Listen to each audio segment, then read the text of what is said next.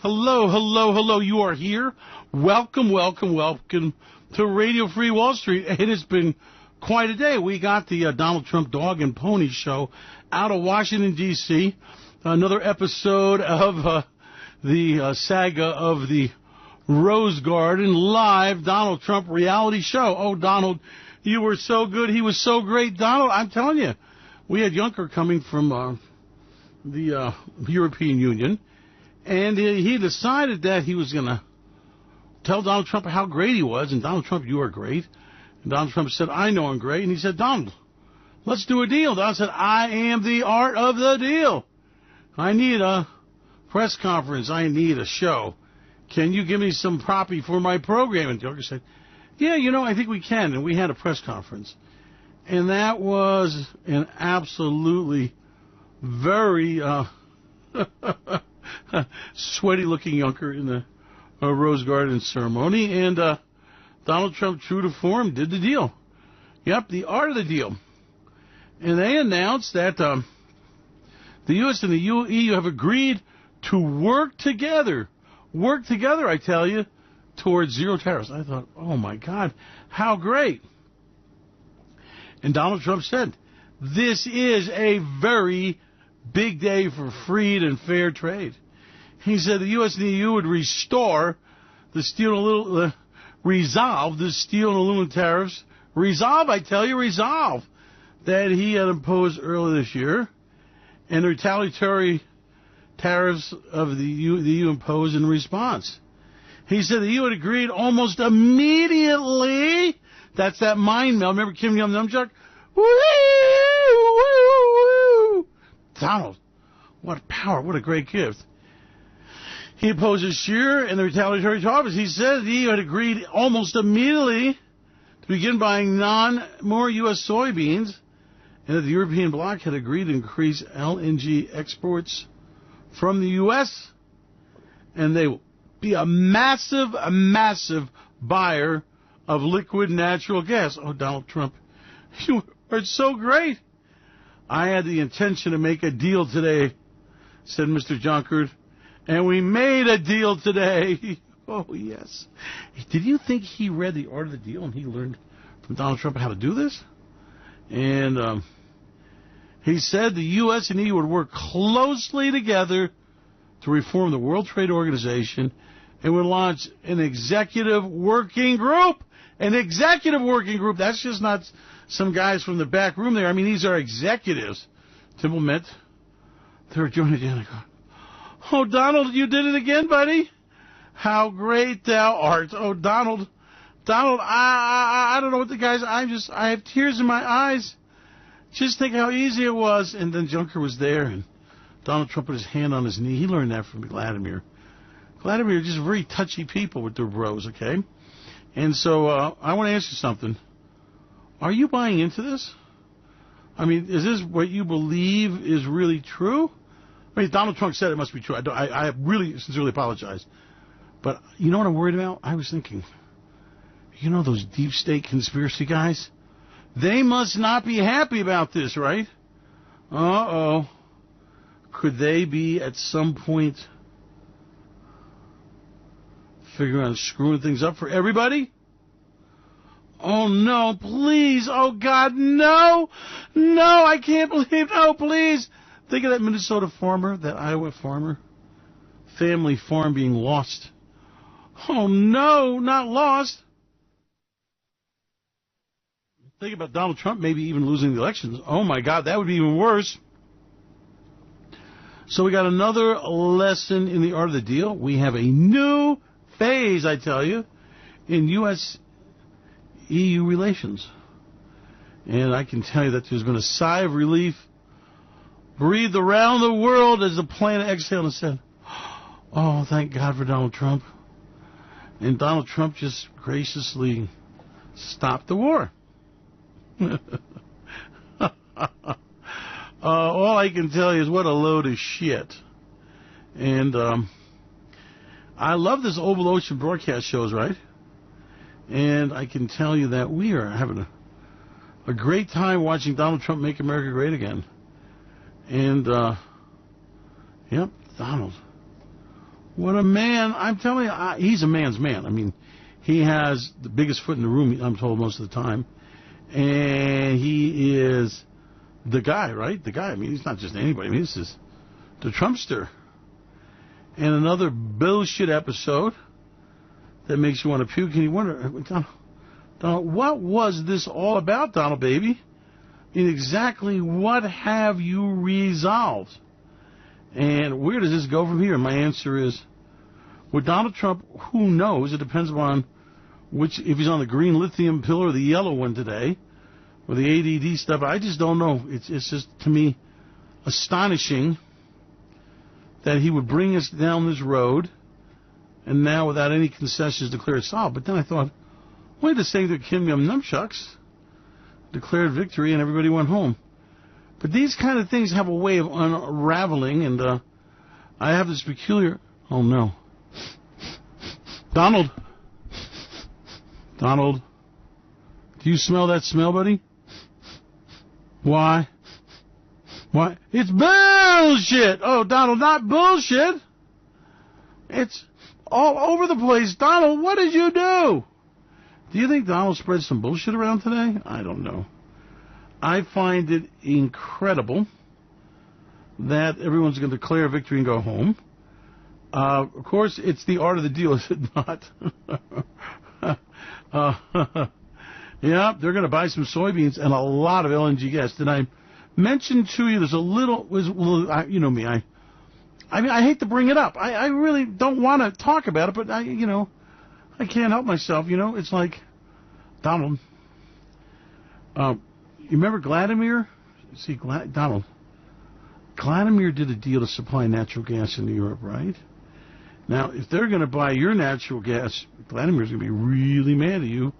And you remember those videos and that money laundering and, all that money went through the Soho project and the town. And you remember when you got in trouble with the little casino in Atlantic City. Donald, what about Vladimir? See, there's a little problem with this, and I hate to bring it up, okay? But I really don't want to do this. I mean, I was going to go see if I get myself some of that medical marijuana, but I never did like getting stoned. When all my friends were getting stoned, I tried it, and it's like, I never wanted to be wigged out. And then my friend Russ, he became a burnout, what do you call it, sense of million or some shit like that. And I thought, I think I'll just go back to work and leave all these cool guys with these cool girls. They didn't shave their legs, by the way, to leave to the pot. And I've been trying too hard to achieve consciousness, and for these other guys, I guess it's not as hard as it is for me. So I'll let them be the cool dudes and stay stoned. So anyway, my problem is manyfold. First of all, natural gas going into Europe is a real problem because pipeline from across the highway, Russia borders on Europe, is a lot cheaper than putting in a boat and loading it on a ship and compressing. Although it works, there's a cost advantage. The other problem is, there's more problems, and that is that exactly what concessions are going on. Donald Trump's demanded that there be no duties on goods into Europe or out of Europe, okay? And I thought, well, Donald, how do we do that?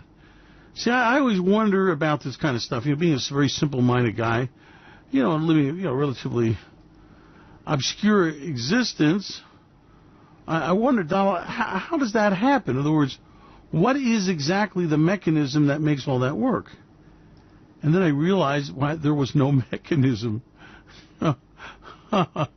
No, nothing that you can find of any sustenance. So I read the press release. I listened to the report live. In fact, I finished up the show in a hurry, and he got it on there, and I was putting me behind and posting my stories, by the way. And I remember about Donald Trump having these huge tariffs he's going to put on there. And I was thinking about the Cohen secret tape, and I go, could it be possible that there is some connection here between Donald Trump getting a deal today and the secret tape yesterday? And could it be something about the soybean leader from Minnesota talking about how he don't like this shit? So I was wondering, how all this shakes out. And then I realized why. It's Donald Trump. See, when you talk about the art of the deal, it's an editing problem. They left out one word. It's called the art of the bullshit deal. Now, when you get the bullshit deal art and you kind of work it that way, then a lot of these things make a lot more sense. And the problem is the economy's falling going to hell in a handbasket. I think some of that noise has gotten through to Donald Trump. I think he realizes that, there may be something wrong here. Now, with Donald Trump, you can't tell if it gets through. There's a problem in, should we say, the messaging, and there's a problem in these deals, and there's a problem in who's going to do what to whom and who did what and what happened to who. As you know, and I always, to me, it's the devil in the details. Let me give you the bottom line. Bottom line is that, like so much what's going on with Donald Trump is it's a lot of blow and go and a really nice presentation. I mean, I thought that moment when touching Junker's knee, I thought that was precious. And I was wondering if it was like that in the hotel room with those piss ladies, the yellow rain girls. Maybe they're guys too, I don't know. And then I thought to myself, well, what is the tradable side of this equation? What makes this work? And then I realized that there was nothing. I can't put my hand on anything that says to me that this is going to change the situation. So, again, it's that old saying, the devil's in the details. So, for me, I want to just watch this and see how it unfolds. As you know, I've been pretty much staying neutral this week. I've got that, funny feeling. Oil did a nice pop, by the way. That was on the inventory numbers. And, as you know, we got very lucky in that trade. Nice enhanced trade, right? And I know a lot of you want to get back in it again, but, just bear with me as the things sort out. Because, look, the industrial average is up 172 points, 0.68 today. S&P 500 up 25 points. The composite up 86 points at 0.67%. And the NASDAQ up 91.47 points, 1.17. So it's go, ho, row, blow, higher and higher we go. Now, when I've got that kind of situation in the market, it's always one that makes me pull back in caution because I just don't like what I see. And I don't like what I see. Now, it is my firm belief that Donald Trump has not solved the trade problem, that Donald Trump is moving down a road that could be even more dangerous. See, he's got a problem. He has got, by the way, the NASDAQ is at a nice little pop up there, at 91 points higher. That's a nice move for that market. S&P 500, like I said, up 25. Nice move on that one. Down. So I got everything that kind of popped on this. I'm thinking, well, you got to go higher, guys. See, the higher she goes, the bigger she blows, and the bigger the wipeout. Because we haven't dealt with the real problem. Who exactly is going to buy these goods? How exactly are they going to pay for them? And how does this all shake out? So I'm very short on details. And you know me, I'm a detail guy. I want to see it. And then I got this horse sense filter. Like, I got to have it make sense, okay? So I'm not making any sense out of what I'm seeing. I've been down this road with Donald Trump before. Now, I hope he solves the trade war and he makes America great again. But exactly how's that happen? I mean, if the trades continue unusual, then we've achieved nothing. And the Europeans, if they're going to go and give him massive concessions, they've achieved nothing. So the answer is that I've heard about this great, and I really was great, thank you, Don, you're such a great guy. Heard about this great negotiation, and I understand that. I really, truly do. More than you realize, probably more than Donald Trump realizes. But again, I don't see how the pieces come together. Now, as you know, again, I'm watching the pieces, and I want to see who's going to do what.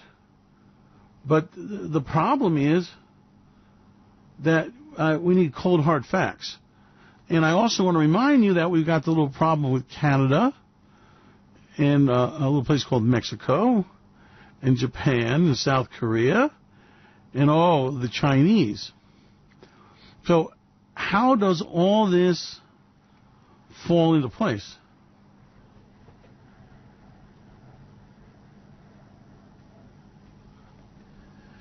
And how does this shake out? And the problems we don't know. So I'm going to do my homework and do my digging, see if I can make sense of this thing, okay? But suffice it to say, my humble opinion is that it's, well, it's unmistakable odor here. Why, it's bullshit. So I don't buy it for a minute. I don't think they're going anywhere. I don't think they're going to solve any trade problems. But I think they got exactly what they both bargained for. I think Juncker came here for a photo op, and I think he got one.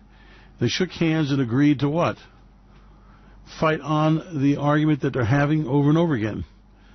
And my earnings reports were, Facebook had a shit earnings as I predicted. But the market was really glowing and basking in the glory of Donald Trump and the great deal he did. And the question is, exactly what deal did I get?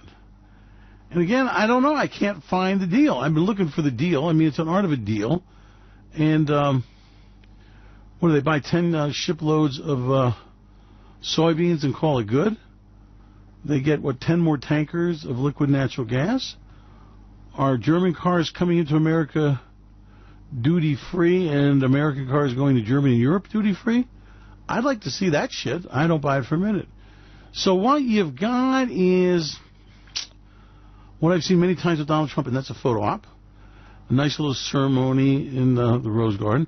Well, by the way, there was a victory lap. I could tell that, I could see how Kellyanne, he's so, Donald, you're so great, Donald. Oh, Donald, I love you like a lot, and so then you got the Huckabee.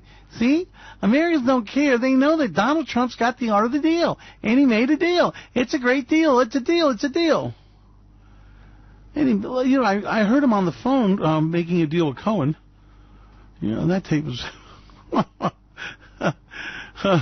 I thought people learned about tapes around the time of Dick Nixon, but I guess not.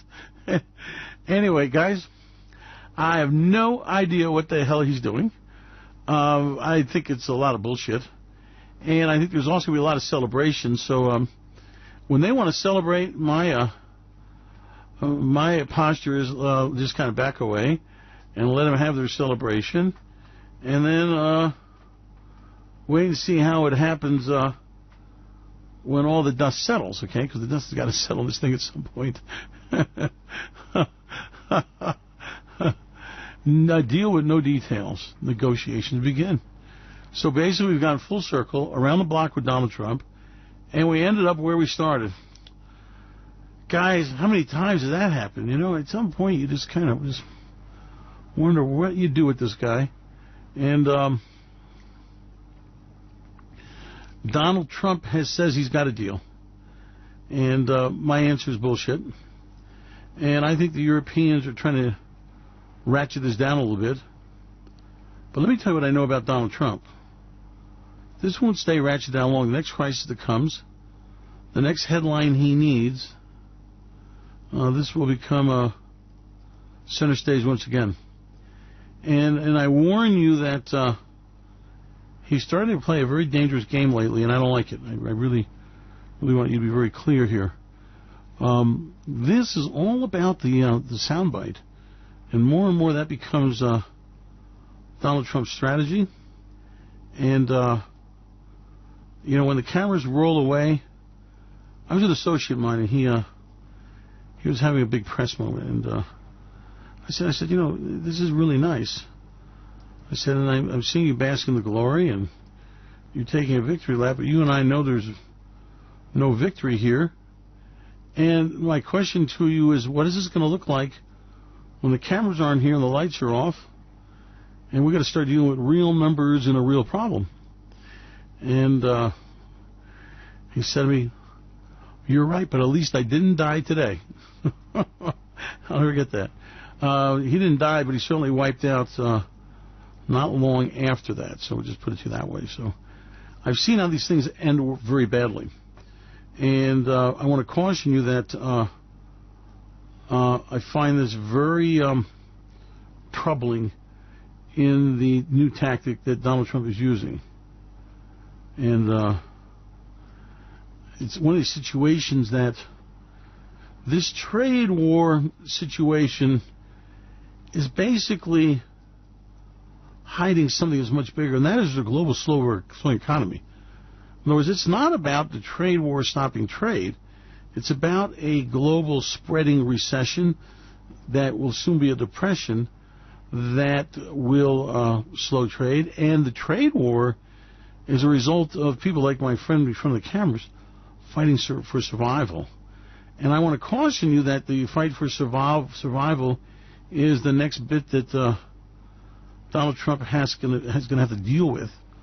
And it's not going to be very simple, because saying they're buying more soybeans is nice, and talking about this beautiful thing Donald Trump's going to do is important, and it is part of what politicians do. But the problem is how to deliver. In other words, the guy sitting in the Chevy factory, the guy in the coal mine is expecting a trade war.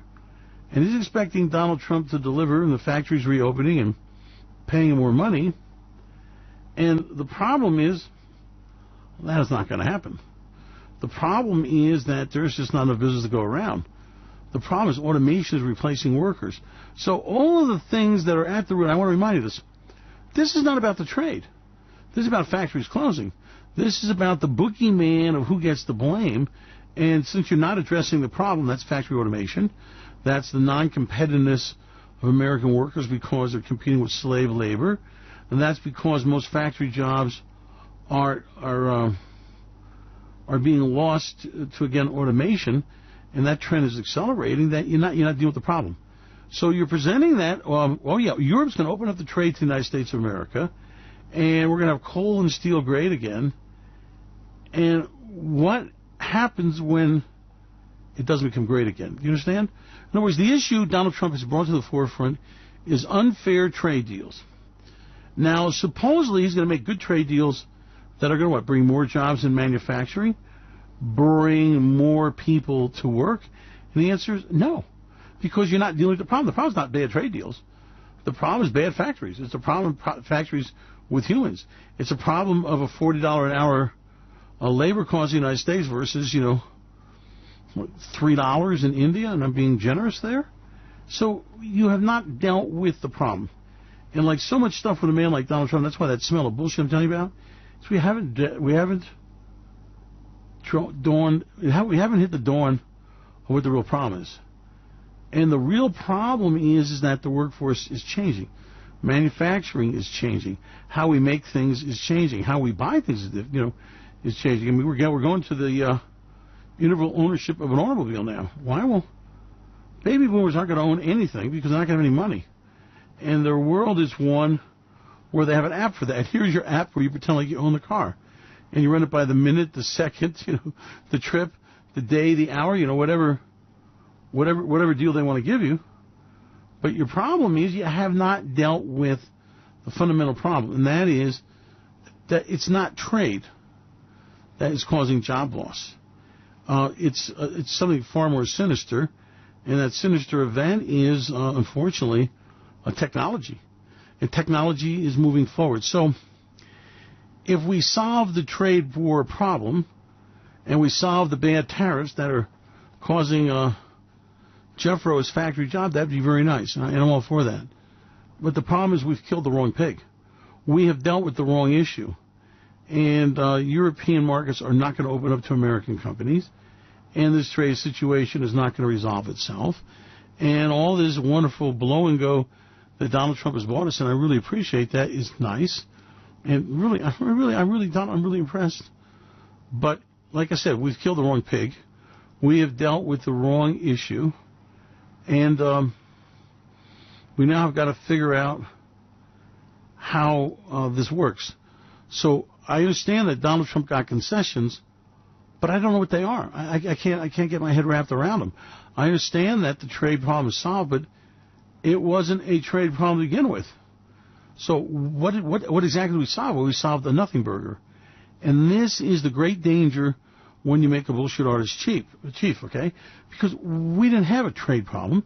We didn't have a lack of access to markets. We had a problem that we can't make things. We can't make them efficiently. And when you understand that, then you understand that we've done nothing. And that means that all these people that are hoping to be great again are going to be very upset when they're not great again. Remember the steel producers were going to hire all these people and pay them sky-high wages and make them great again? You remember all that, okay? It never happened. Why? Well, because steel can't be made in the United States. The economics are just not there. So as you move down this road where we're just telling people any kind of bullshit we can to try to get things resolved, we end up with even a bigger crisis. And the bigger crisis grows and grows and grows, and it becomes uglier and uglier and uglier. And then at some point, reality sets in. And that reality setting is a very, very dangerous phenomenon I want to caution you about. This is the art of the bullshit. And listen, you can't prosper on that. Now, again, I say to you that we're headed for the Trump Depression. We've got a recession that is already started. We did some stories on the housing problems. And these problems get bigger and loom larger on my radar screen every day. The housing starts goes down. Factories are closing. Sales are coming in. The crunch is reported by car companies. I remember it's really nice for the car companies to blame the unfair trade and this and that, but you know and I know that's not the problem. The problem is the sales aren't there. The people don't have the money to buy the products. You're not doing the deal because the deal can't be done when there's like a no-deal situation. And this is what is at the heart of the whole crisis, and I don't want you to be fooled. And that is that we don't have a trade problem. The merchandise trade deficit is not America's problem. America's problem is that we don't have a workforce that is skilled with the right skills. We don't have the right markets we're competing in that we can't be competitive in. We've got a whole lot of workers who are, frankly, obsolete. Do you hear what I'm saying to you? And you're going to have to deal with that. I mean, what do you do with the obsolete workers? What do you do with a guy that's, worked in a job from the last century and can't integrate in this century? Now, don't let him bullshit you. Let me tell you the truth. You're not going to retrain these people. You are not going to redeploy them. They aren't somehow going to become magically prosperous. And so when you understand that, we're in for a great big all shit. And that's okay. That's how the economic cycles we live in work. So I want to caution you that the crisis in America, the Depression, is still on. I want to caution you that nothing was resolved. By the way, let me say something else to you. You made a deal with Europe. Well, Europe's got the same problem the United States does, and that is a very old workforce that is skills that are no longer desired, with people who are not flexible, can't be retrained, with factories leaving, with economies that don't work, with massive debt. Remember, we still haven't dealt with the Italian banking crisis which is coming up. Europe can't give any concessions to America. They've got nothing to give. Europe cannot come and come to America's aid. Okay? It's not working like that.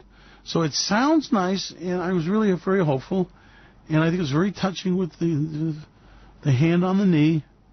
But the reality is that nothing was done.